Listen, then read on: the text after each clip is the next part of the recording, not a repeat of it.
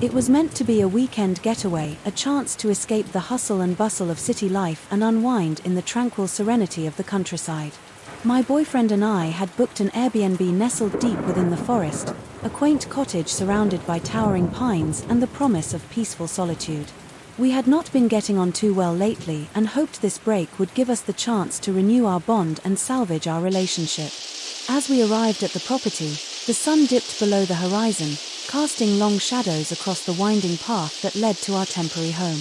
The air was crisp and cool, tinged with the scent of pine needles and earth. Despite the late hour, the beauty of the place took our breath away.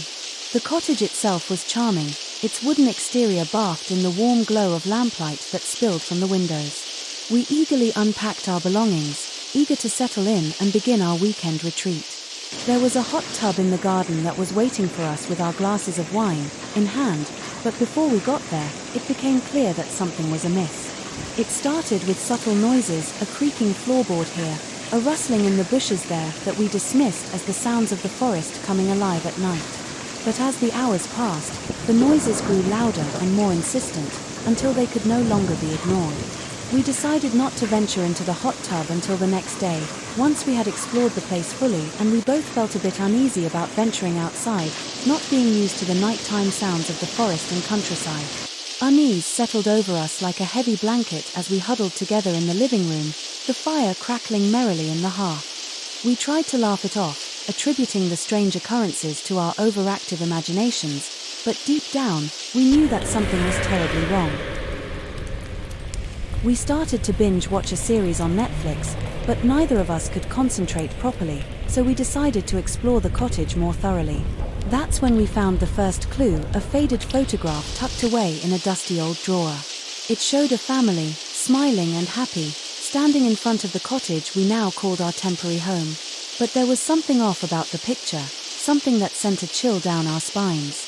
Two of the members in the family in the photograph bore a striking resemblance to us, the same faces, the same smiles, the same sense of camaraderie.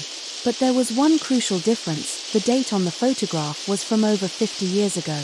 Confusion turned to fear as we searched the cottage for more clues, uncovering a series of old newspaper clippings and journal entries that painted a grim picture of the property's dark past. It seemed that the cottage had once been home to a family who had vanished without a trace, leaving behind nothing but whispers of a curse that had plagued the land for generations. As the night wore on, the atmosphere grew increasingly oppressive, the air thick with the weight of centuries-old secrets and untold horrors.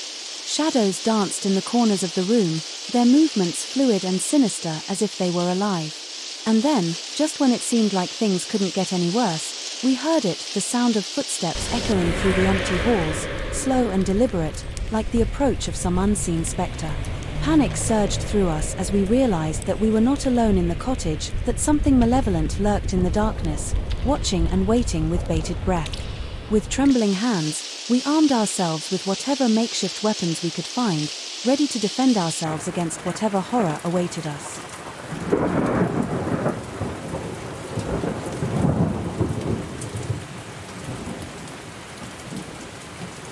And then, just as suddenly as it had begun, the footsteps ceased, replaced by an eerie silence that hung heavy in the air. For what felt like an eternity, we waited, each passing moment stretching into infinity as we braced ourselves for the inevitable confrontation. But it never came. As dawn broke over the horizon, casting its golden rays across the forest, we emerged from the cottage, shaken but alive. The darkness that had plagued us throughout the night had lifted, replaced by the gentle warmth of the morning sun. We wondered if the footsteps belonged to the owner of the property, who may have come to check everything was okay.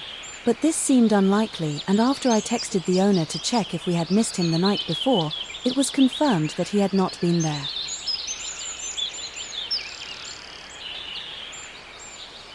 We decided not to stay another night as we were both too spooked by the strange occurrences of the night before.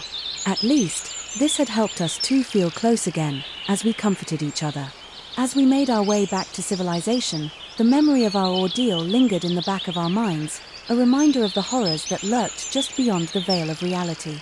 And though we may never fully understand the dark secret of Whispering Pines, We knew one thing for certain: some mysteries are best left undisturbed.